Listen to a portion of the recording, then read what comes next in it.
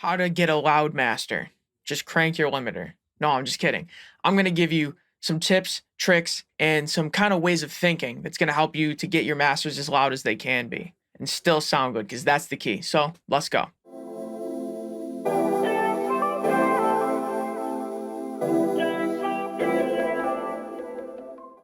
Yo, what's good, guys? Inswain with Inswain Audio. Welcome back here. If you're new, man, stick around. I'm telling you, I drop tutorials like this every single day. There's not many people doing it like this, if any at all.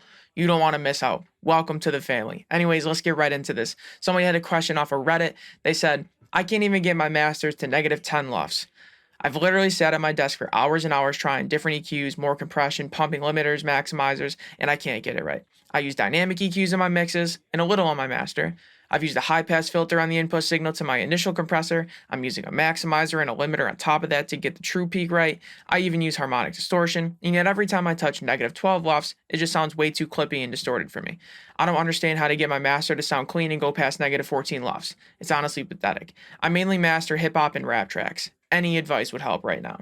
All right, so first things first, I just want to say that they're talking about hip hop and rap, but this applies to every genre. Just, how much you apply each thing and what settings you use obviously is going to change, and it's going to change between every song, even within a genre. But I just want to make that clear that if you don't work with hip hop or not always working with hip hop, this is still going to apply to you. So stick with me. So I got to get the boring answers out of the way just in case you aren't aware of this, because it might change your mindset, but then we'll get into some more specific details. But loudness primarily comes from the production / arrangement / the layering, right? If you have like an 808, a sub bass, and a subby kick all layered, it's just kind of low end soup, and there's no way you're going to get that to be loud and sound good. You're going to have to choose one or the other. There's going to be like a lack of definition, right? I could go on for hours about the problems with that, but that's just one example. If you don't have a good production, like, fullness, the right amount of instruments, whether that's enough or not too much, just that sweet spot, taking up the right frequencies, staccato, legato, all these things, like all these considerations. If you don't have a good production and a good solid foundation, there's nothing you can do to make it sound super loud and super clear. So it really all comes down to the production. But let's say you already know that, or you don't have control over that. The song was already produced. What do? Well, the next most important thing, second thing down on the hierarchy, is the mix. Once again, this isn't what we want to hear, but it's the reality of it. Loudness comes from the mix. Mastering is just the last 5% that's going to push it. A good balanced mix is what you need. I like to use the analogy of like cooking or baking. Mixing is getting all the right ingredients, adding the right amount of this ingredient, the right amount of that, adding your touch here. Say you want to add some cinnamon when you normally don't, your own characteristics. That's the mixing. The mastering is just putting it in the oven. All of how good that meal or that whatever is going to taste comes in the ingredients in the mix. The master is just putting it in the oven. You choose the temperature and how long you cook it for. So you have a little bit of control in the master when you put it in the oven, but it primarily comes down to how it was designed before, what ingredients went into it, and how much of each ingredient, etc. So that's the mix. The master is just baking it and just, adding your little flair to it. You have some control, like 5% if you want to throw out a random number, but most of it comes from the mix, and even more so of it comes from the production. The earlier on and down in the chain of events, the more say it has in how loud you're going to get it. But okay, we got the boring stuff out of the way. Maybe you already knew this, maybe it's not what you want to hear, or maybe you don't have control over it. What do we do now? Well, first things first, and these aren't necessarily in order of importance, just the order I thought of them in, but we want a good tonal balance. If the tonal balance is way out of whack, you're not going to be able to get it as loud. Think about it like the shape of an EQ, right? Think you have huge lows and then super low highs. When you push that up into the limiter, right, the lows and the highs, you push it up, the lows are going to be hitting the limiter, compression, whatever first, and it's not even going to reach the lower parts, which is the highs. So you're not going to be able to hear them as well. You're not going to be able to push it as hard. If you push the highs up into the limiter, then you're going to be pushing the lows way too far into the limiter, right? And that's just an example, a way to kind of conceptualize it. It gets more fine-tuned than that, and it's not just the highs versus the lows. You could break this down in a lot of ways, but that's just a way to conceptualize it. So we need a nice balanced mix. That doesn't mean flat. You don't want to necessarily chase after just a flat mix. That's white noise. It's probably not what you want. There's usually more low end anyways. So I'm not going to sit here and tell you what curve to do. It changes from song to song, to genre, from year to year, etc. You got to use your own taste, but just the idea of a good balanced mix is what's going to get you a loud master in terms of EQ and tonality. Further, and this is a big one, this might be the most important, is controlling your transients. What does that mean? It doesn't mean getting rid of them. It doesn't mean slamming compressors, slamming limiters, slamming clippers, any of that.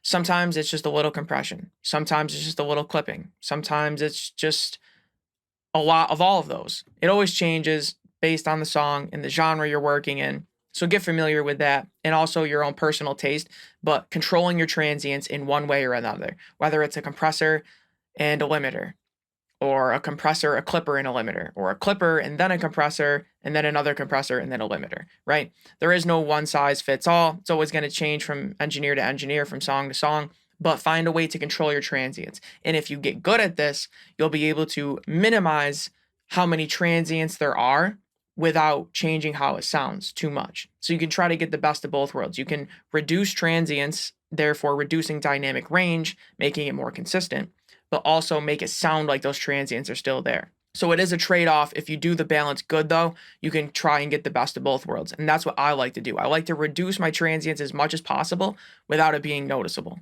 Sometimes I can actually get it to sound like it's hitting harder, but with less transients. And when you can do that, man, you could just turn this video off at this point. If you could do that, that's the key right there. Side tip, I think the best way of doing that is hard clipping. I'll let you think about that. All right, anyways, back on topic. Saturation is going to help a lot. Saturation does many things. It does tonality in the EQ, like we were just talking about. It controls transients, like we were just talking about. But it also, what I like to think about is I think about the transients and everything in between. I think of those as like holes in between, and I think of saturation as like pouring concrete over those holes and kind of filling it in and gives you a more solid mix.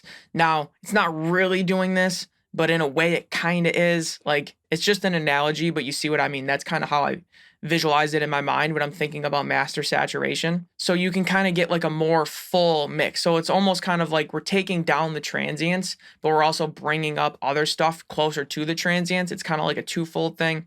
Now, don't take this as law because it's not exactly doing that, but that's just kind of how I conceptualize it, and maybe that'll help you. So don't quote that out of context, but you might get the analogy there. But generating some harmonics can be very pleasing in multiple ways, but it's also going to help you get a loud master. But be careful. It's very easy to overdo it with saturation in general, but especially on the mix bus or in mastering. So just be careful. Another thing, and this is kind of specifically to the person that asked the question, maybe this applies to you, maybe not, but it's useful, and that is maybe use less processing. We always talk about what to do, but it's very rare we talk about what not to do. And I don't want to take credit for this. Somebody in the comments on this Reddit post pointed this out, and I was like, that's a super good point. Is in this question, they listed like, I don't know, maximizer, limiter, low pat, all these things that they did. Maybe they're doing too much and they're causing distortion at each step. And then when they make it loud, they're just noticing the distortion. So that's totally possible. So maybe you need to not listen to anything in this video and do less. I don't know. It's a case-by-case basis. If it applies to you, it does. If not, then it doesn't. But, just consider it. Maybe you're doing too much. You're going to have to use your ears and your judgment there. I can't tell you, unfortunately. And finally, and I feel like this is going to apply to a lot of people, so really listen closely here, is rely on your limiter least of all. What I mean by this is, of all the stages of mastering and things we're talking about, the limiter should probably be the least important thing in terms of your loudness. And a lot of people get it backwards. They think that's where all the loudness comes from. They do most of the work in the limiter. They try to get 4, 5, 6 dBs of gain reduction. And sometimes that's okay. I'm not a number police, but they think I'll just do a little compression, a little bit of this, and then once I get to the limiter, now I'm going to make it loud. No, the loudness comes from everything before. It's like a wind-up car, right? Or whatever. I don't even know. Like the cars you pull back, and then they take off because you wound them up. Everything you do before is winding it up and setting it up. The limiter is just letting it go. The limiter is going to expose to you how loud your mix can be, but everything you do before is going to determine what the limiter can handle. Does that make sense? So yes, you can push your limiter a little bit and get a little bit more loudness from your limiter, and this is where you're going to gain it up, etc.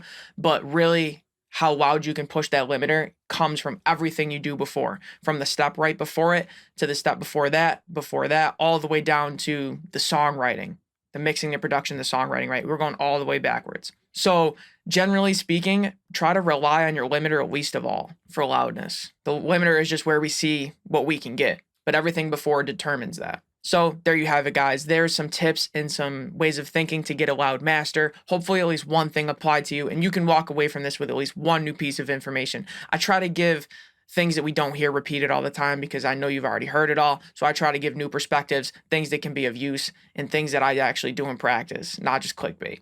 So if you appreciate that, throw me a comment, throw me a like, throw me a subscribe. Who knows, man? I'd appreciate it. But if not, I'm going to catch y'all tomorrow, man. It's Swain with Inswain Audio. Peace.